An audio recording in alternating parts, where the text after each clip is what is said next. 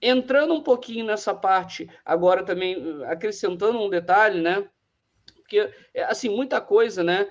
Também está vindo dos comentários, e eu aproveito para falar aqui também, para contribuir nessa fala, que é o seguinte: o Gilles Deleuze ele fala sobre o conceito de direita e esquerda conforme que ele entende. E ele diz que direita e esquerda seria como um endereço postal, em que a esquerda, a direita, seria começar do teu endereço e ir para o bairro, para a cidade, para o país, para o continente, para o mundo, e ser de esquerda seria começar do mundo, continente, país, cidade, até o seu endereço. Então, assim, esse pensamento eu acho legal. Por quê? Porque eu acho que esse pensamento de esquerda, pensando no mundo primeiro, para depois chegar em você, e ele fala isso, dizendo da obrigação da França perante os países, perante a história, perante o seu dever, porque aquilo, para a França ser rica, você tem que ter uma África pobre, e aí você entrando nessa questão toda, é uma coisa interessante, e ele ainda comenta, porque é uma área de estudo minha, que é o Japão, e a repórter pergunta para ele, então me diga um exemplo de um país de esquerda. Aí ele vai e fala, o Japão. E aí ela fala, mas o Japão não é de esquerda, mas se porta com esse conceito. Então, para mim, é aquele negócio, eu acho que o campo teórico, ele aceita muito debate, mas no campo prático, o que eu gosto é justamente disso, como é que a gente vai dar dignidade? Se for privatizar tudo e todo mundo tiver direito à dignidade, privatiza tudo. Tá bom, aceito. Mas o problema é, no Brasil, a experiência de privatização já mostrou que no Brasil não dá. Eles sabotam, é aquele negócio. Eles tacam fogo na sua casa, dizem que a sua casa não presta, e aí dizem para você, não, sai da tua casa porque isso aqui não presta, então toma R$ 10, vai ali pro bar e eu vou ficar aqui com a sua casa. É isso que eles fazem. Duvida do que eu tô falando? Vai no canal Normose. Vai lá no canal Normose depois aqui da live e vai olhar lá o documentário que ele publicou ontem sobre a Petrobras, sobre a história da Petrobras. Ele fala sobre a Petrobras na era Vargas, fala na época da ditadura, fala na época do Lula. Então ele traz tudo lá. Então, olha para vocês verem. O Brasil é sabotado. Sabotado. E isso é um problema. Porque existe uma coisa chamada assassinato econômico. Não é interessante para os Estados Unidos e para outras grandes potências que o Brasil cresça.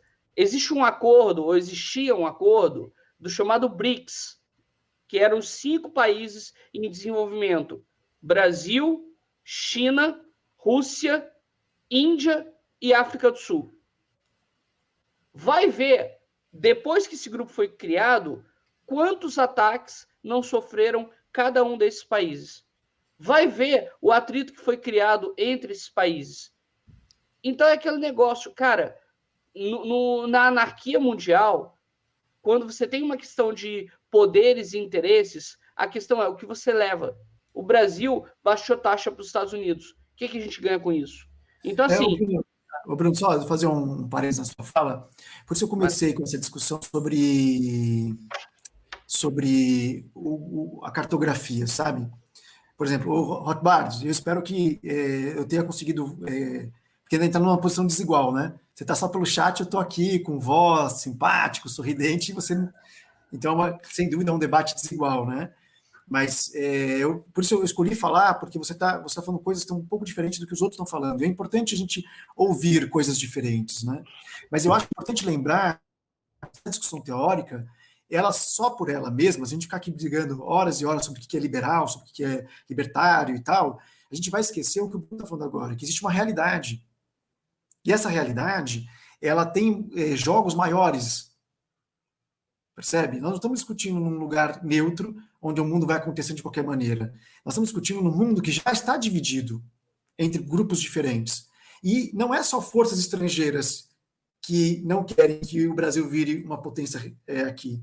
É também grupos internos que ganham dinheiro com o Brasil ficando como está. Agora, eu tenho muito medo, vou agora me juntar a você, Rockbard, eu tenho muito medo do grupo desenvolvimentista Porque o grupo desenvolvimentista também foi o Vargas, que era um fascista. E aí o trabalhismo do Vargas vai virar o Jango, que tem tons de esquerda, e depois vira o PT. Percebe? Tem coisas que a gente precisa pensar com mais cuidado. Agora, a gente não pode nunca deixar, a gente pode ficar horas aqui, entendeu? Discutindo a escola austríaca, liberais, coletivismo, e a gente esquece do resto. É o pessoal discutindo hoje qual a melhor maneira de usar máscara sem papel higiênico na escola pública. Você percebe, Rothbard? Então, eu acho que o foco hoje, e por isso eu conversei com essa minha colega a minha conhecida, né? Espero que agora vai ficando colega, né?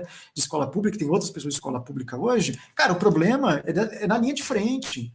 A gente precisa ouvir essas pessoas na linha de frente. E elas não precisam que a gente discuta se é libertário, se é liberal, se é esquerda, se é direita. Elas precisam de papel higiênico. Isso é muito assustador, cara. E a gente esquece disso. A gente tá falando de voltar, coitado, as crianças estão em casa. Como assim estão em casa? Anda aqui na região aqui do Morumbi, que é onde eu moro pertinho do estádio, as crianças de Paraisópolis não ficam dentro de casa durante o dia, elas estão andando. E olha que Paraisópolis tem melhores resultados do combate à pandemia do que a parte rica do bairro. Né? Porque Paraisópolis fez o quê? Se organizou.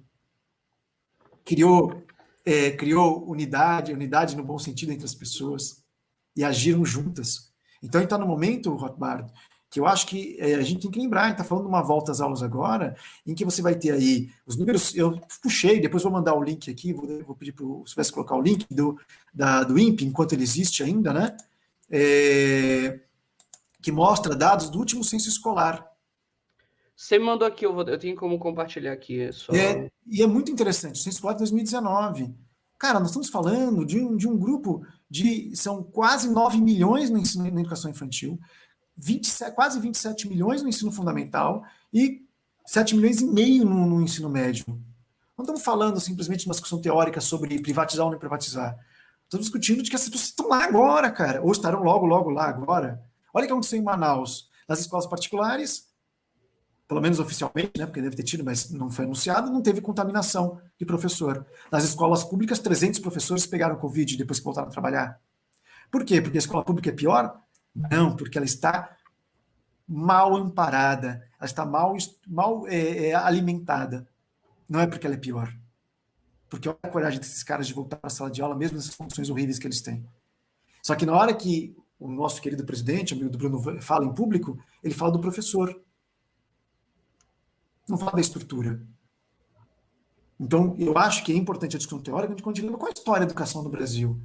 Por que a gente não consegue ter papel higiênico nas escolas num país que é a 7ª economia do mundo? Papel higiênico. Será que é porque todo mundo que tem grana comprou papel higiênico todo antes da pandemia, durante o comecinho da pandemia? Não é por causa disso. Então, eu acho que é importante a gente lembrar a realidade da educação no Brasil antes de a gente começar também a filosofar demais sobre ela, entendeu? Porque ela é uma realidade muito dura. Não é a minha. A realidade, cara, é fantástica. Eu estou usando um computador pessoal para dar aula, mas se eu não tiver, a escola me arranja computador. A escola tem as questões trabalhistas da escola particular, mas, cara, eu estou numa estrutura fantástica. Mas não é essa a minha realidade dos meus vizinhos. E aí, lembra do princípio iluminista do que é democracia? Se um não tem liberdade, nenhum de nós tem.